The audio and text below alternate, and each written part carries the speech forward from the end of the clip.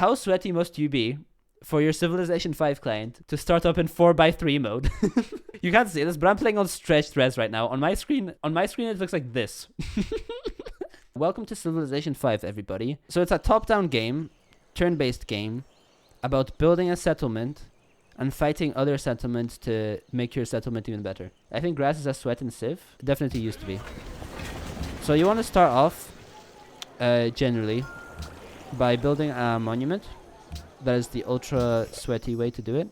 And just explore. Like, that's the main thing you want to do. If you go on hills, you can see more land around you. So these are hills. If you go on them, you can see way more. What you want to do, if you're smart, is analyze the environment around you. Be like, okay, I have cocoa around me, and I have citrus. Both of those need calendar, which means I should probably get the research that enables me to build on those, you know? So you need particular researches from this research tree to be able to build certain things on your tiles. This is very simple. Just bear with me. I know this is a lot of information right now, but it's really simple. You build a city, you build things in the city, and that's it. And then you build like warriors and you fight. So that's like your combat. Like, I need calendar to put things on to get production out of my cocoa and my citrus.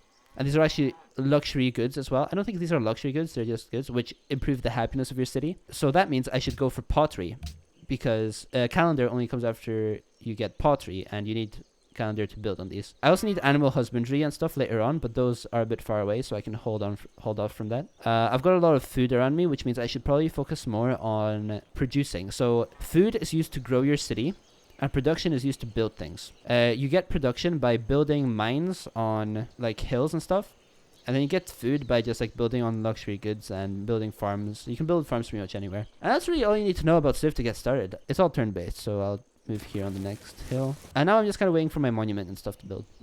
So I've never really went for religious stuff. So the way you get really crazy shit is by focusing a lot on religion. But I never did that, personally. Sorry, I have coast below me.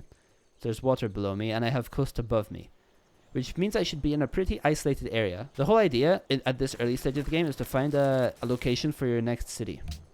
Oh yeah, sometimes you discover ruins, and if you hop on them, you like get some crazy shit. So I'm deciding to move along the flatland here because you get more movement. You only get one movement per turn if you move to the forest, and that allows me to get to the ancient ruins quicker.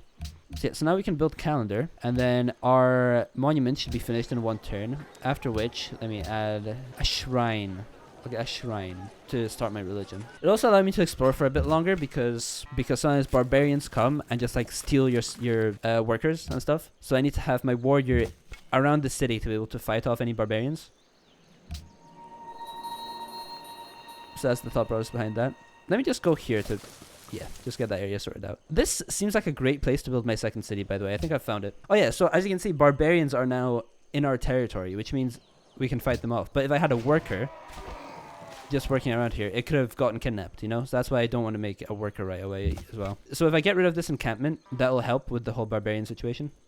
Oh, and here we select a social policy. Now, a social policy is all about what direction you want to take your city. Whether you want to focus on growth, as in you want more people in your city to be able to build more cities and then inherently be able to produce a bit more, because for every one citizen you have, you get a production. Or if you just want to directly focus on production, so building more settlers, building more stuff. So tradition and liberty are like the main options. Honor is all about your military, and piety is all about your religion. I don't want to focus heavily on religion. What I know about this, I should do this, right? But what I know about this game is actually like building like settlements, you know? So let me do this. Let me choose liberty, because I want to focus on production, and I'll be able to get a settler quite quickly with the collective rule thing. And by the way, I got this whole social policy option because I built my monument, because a monument gives you extra culture, which let you do the thing.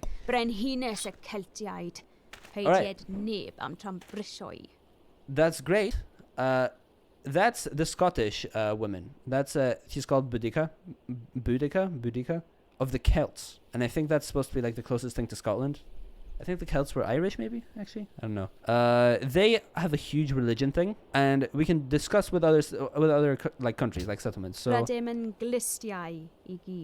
can say like I want to trade. Actually, no, I can't trade that. So usually, what you would do is trade an embassy for 1 gold per turn. So basically, you'd essentially tell them where you are in exchange for 1 gold per turn. Gold is useful because you can buy military and buildings straight away. instead of building them. Right, let me beat the shit out of these warriors.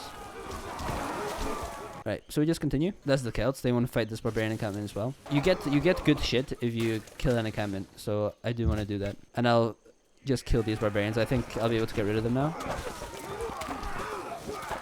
Yeah, let's go. Yes, that gave me some XP for my warriors. So if we do writing, we can build the Great Library quickly. So it's like a really special building. You can only have one of them in the entire like game, and it gets you a lot of science. And science is important because with science you progress through the tree faster. Okay, ooh, this barbarian encampment stole a settler from, I can only assume, the Celts. So I kind of want to fuck him up. Yeah, let's get to the Great Library.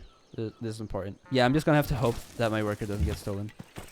Oh, look, it's Lord. พ่อของรามคำแหงกษัตริย์แห่งสยาม Lord เป็นเกียรติอย่างยิ่งที่ท่านเดินมาที่ประเทศสยามของเรา Lord Ramkamhang of Siam. Siam? I don't know how to pronounce it. Alright, so we're gonna struggle a little bit.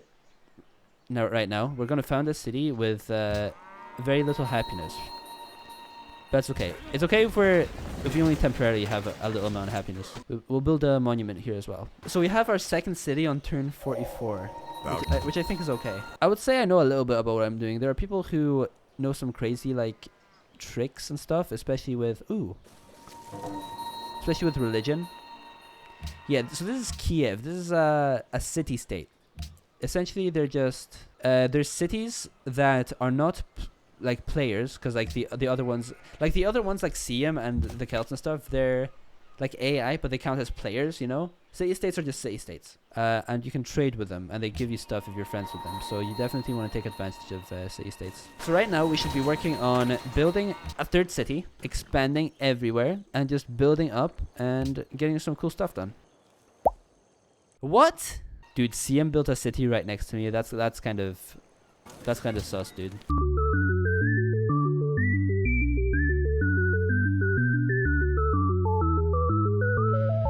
Okay, set up a ranged attack, set up a ranged attack, set up a ranged attack, set up a ranged attack.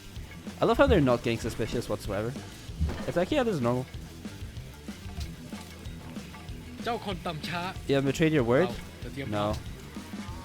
What? Like the open borders don't... Okay, never mind. This is gonna be much harder than I thought it would be.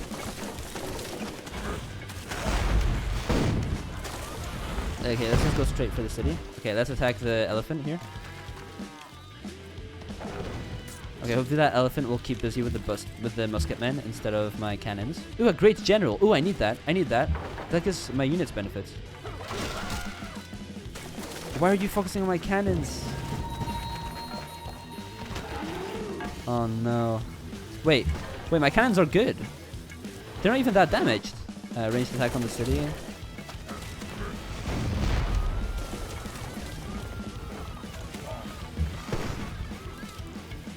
Wait, I can? Hold on. Yeah. Get suffocated, bitch. That's for suffocating my city, you cunt. Okay, if we don't win this now, that'll be like the biggest shit fest ever.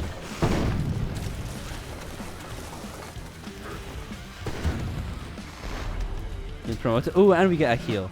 Nice. Ooh, they're elephant. Ooh, okay. Yeah, of course we needed a challenge. Just when it's going good, you're like, nah.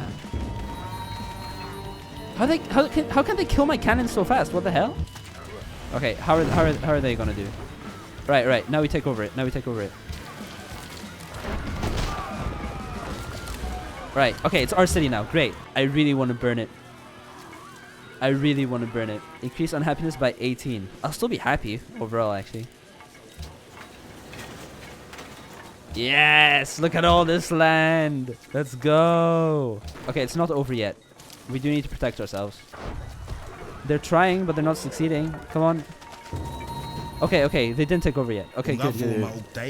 Nice. We took back that, and now we're going to proceed and take back the rest of the cities. And yeah, let's make peace. สวัสดี Alright, so now what I'm going to do is make a shit ton of gold, buy all of your city-states, make them all turn against you, declare war on you again, and abolish you. How does that feel, Siam? Is this what you deserved? Because I would say yes. I think now would be a good time to end the stream.